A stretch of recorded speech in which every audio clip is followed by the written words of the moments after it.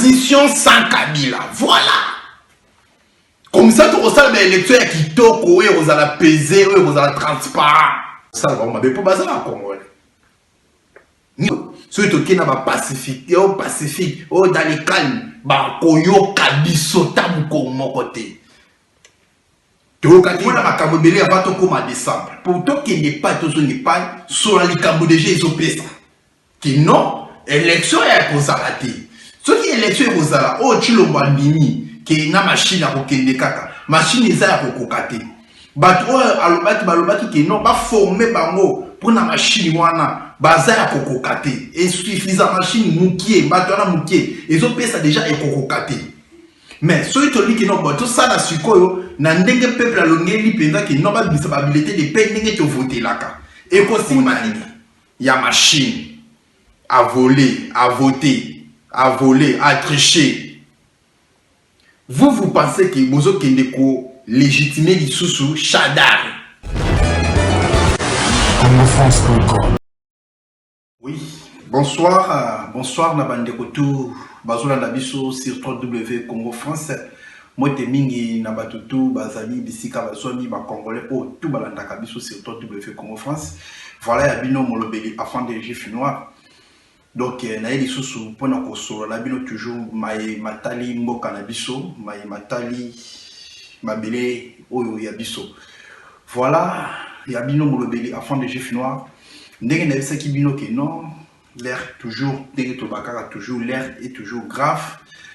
Makambo ezo kende toujours mabe makasi, mboka ezo kende toujours na kobeba. À chaque fois, je me pose des questions. Pourquoi et ça m'a trop toujours na ba fin de l'année? On dirait makambo ezalaka toujours calculé. Bolande la makambo bien. À chaque fois, makambo na biso e comme grave.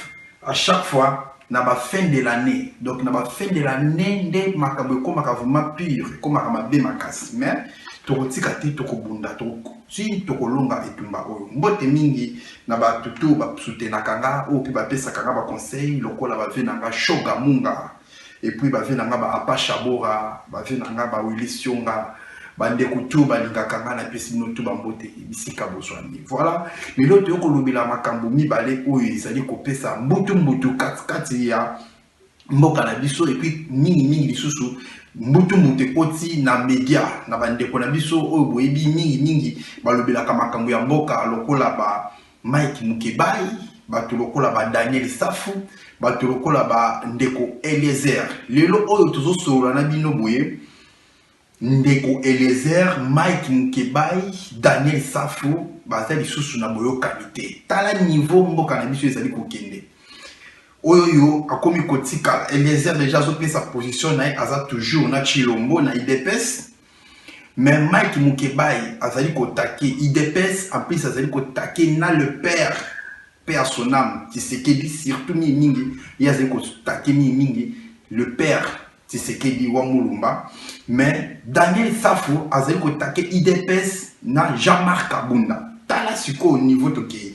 Donc c'est-à-dire, Bamakamutu o Mike Mukeba a kolobé la Kabila.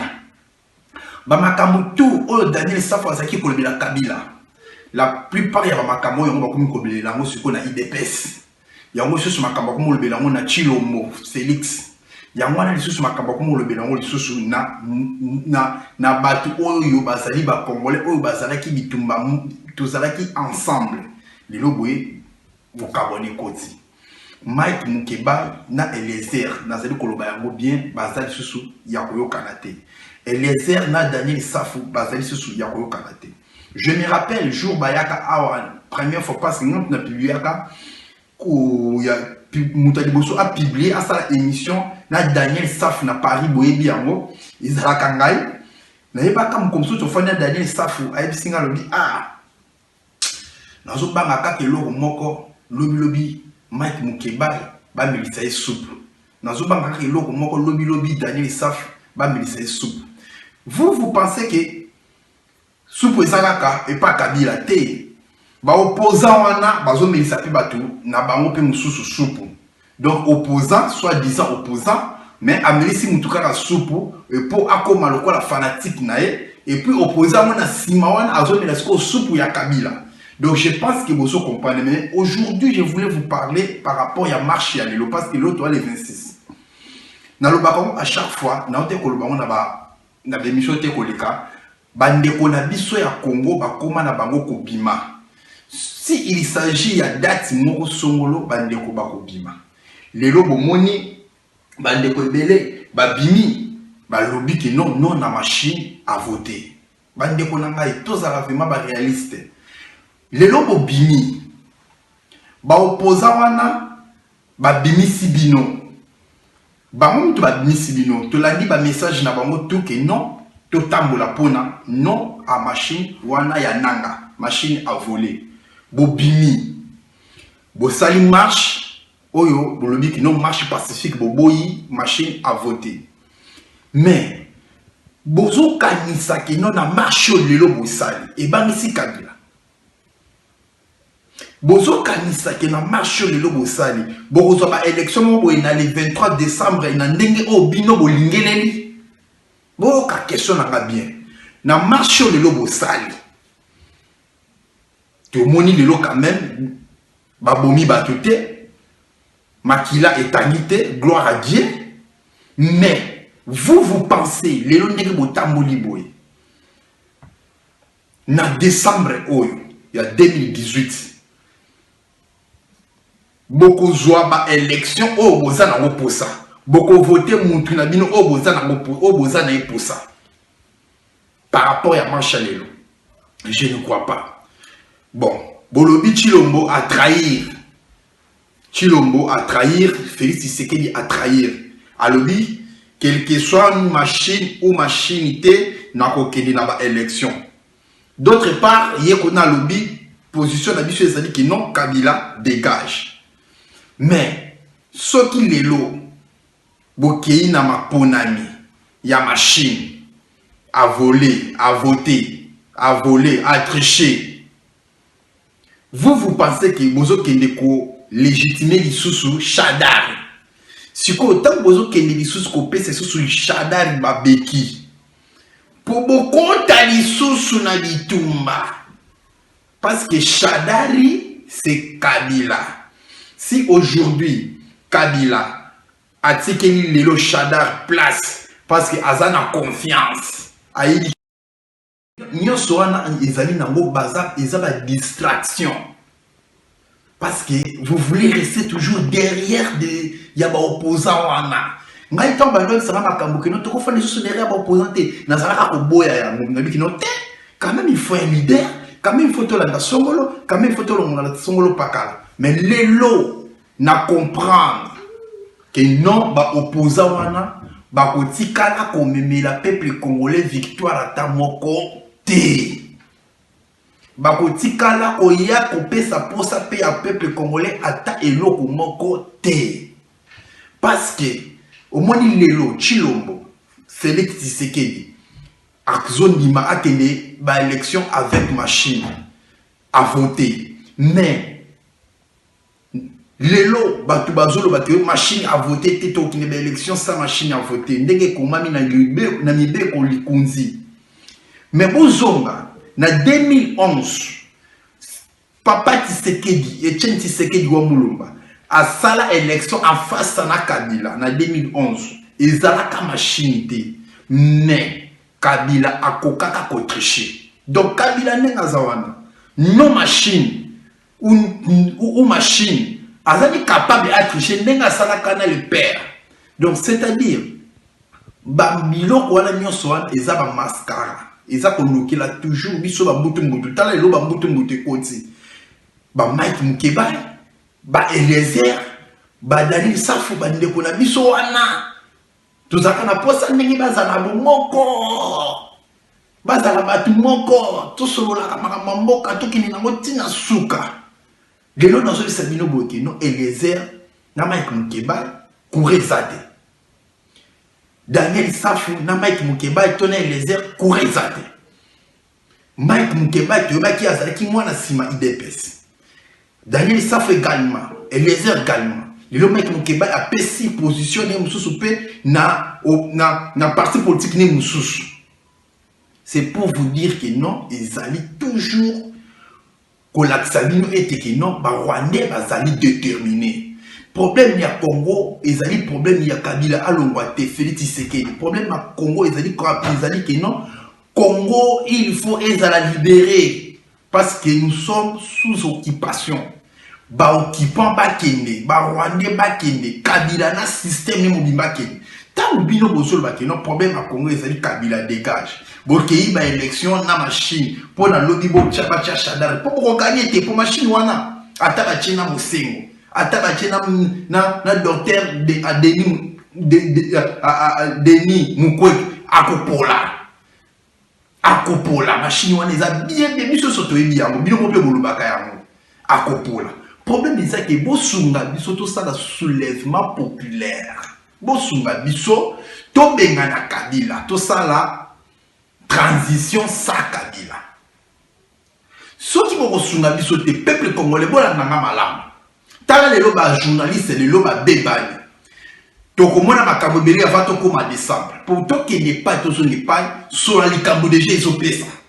Qui non élection ya kozala te. Soki élection ya kozala o chilombo andimi ke na machine ya kokende kaka. Machine eza ya kokoka te.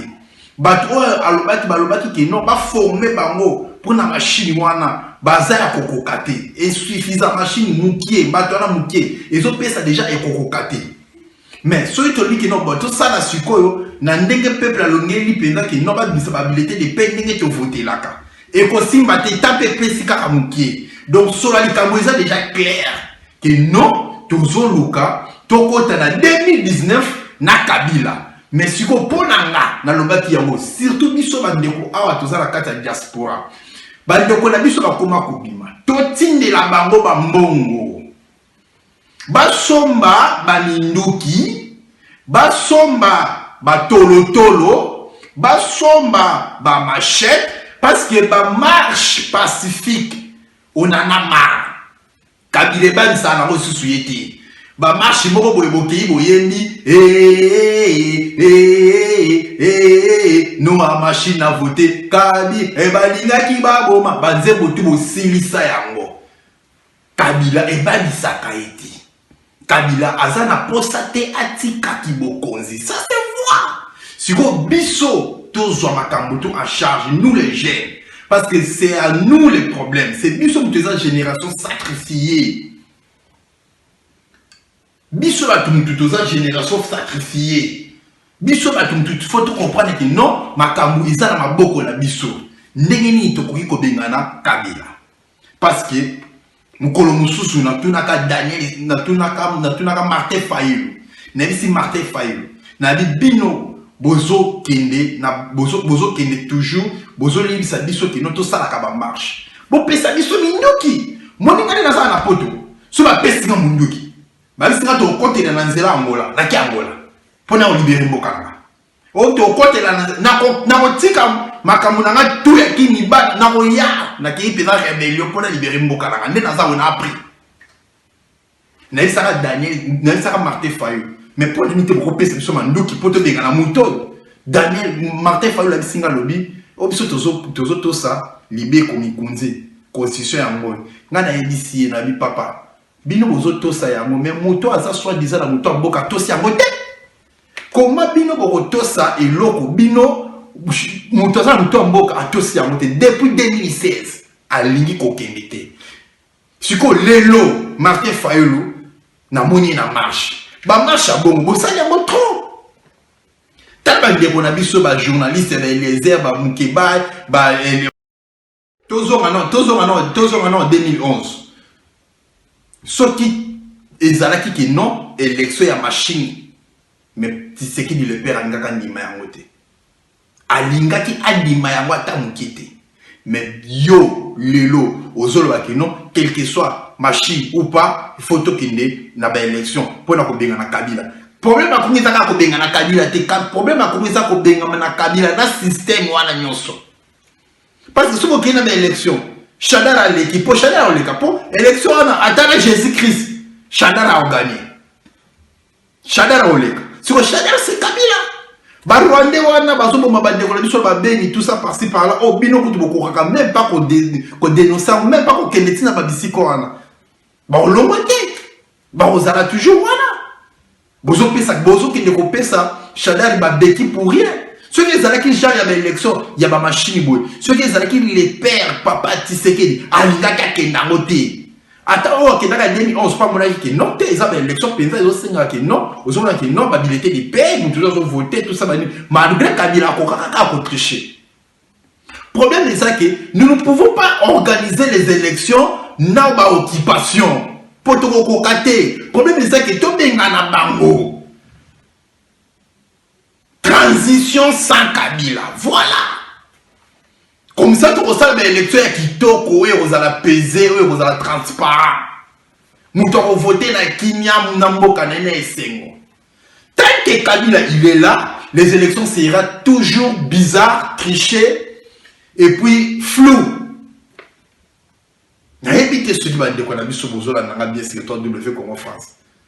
Il y a bien un mot le enfant de chiffres noirs. Mawa, on a la zana yango. Passe, on a la zana yango.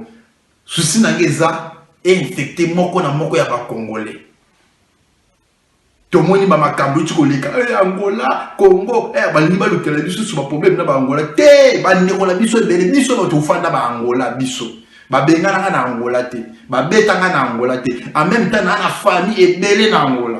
Na koko luka bitumba na Angola te pour famille na ngawa na keba. Voilà côté la bombe la banda pour ça ba be po baza na Congolais. Nyonso wana ezuta wapi. Pas na pouvoir on est occupation. Na yango na osenga na bino. Problème est que non, tout est que non. Kabila a déterminé. Kabila a la possibilité atika kibokozi. Ça se voit. Phase ça déjà na minute autour na mois novembre.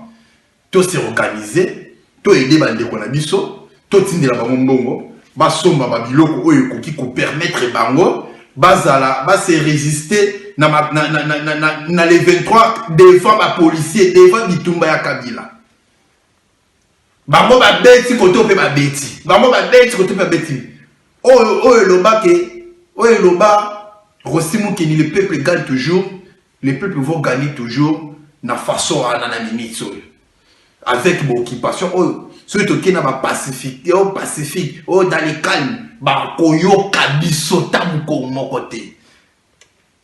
To kaki ba menacer nende magie na ba lokuta babuki boyabo parce que ma message na ngai komaki. Vous comprenez que nous avons un message que nous devons maintenant tout banda ko taquer bango na banda ko na bango. Ali boke monter loko moko boye, attaquer mende, attaquer soboloté, nous tout attaquer muto, mende fois kufa. Tout attaquer fo papi tamba kufa. Tout il faut nanga kufa toko boma ya monde ko pesa biso solution mboka oyo tozala na solani na France ezalaka pe na bo ezalaka pe sous ki ba allemand ba okipaka mboko ba français ba collaborer na ba allemand na époque wana na batam wana tangu ba français ba récupérer ka mboka oyo ba bomaka bato ba collaborer na ba allemand ba récupérer mboka donc ndenge moko na biso bato nyonso somona ba mende tout ce monde là bazo collaborer na ba Rwandais pour ba boma ba ndona biso bango tout faut ko boma ba. Donc voilà le message. Boko tambola pour rien. Boko bimia mo nazo senga na ba ndeko na biso turo soki boko bima. Bo bima lisusu pona ko zonga na ndako te po lobi na tongo Kabila za na kibokonzi.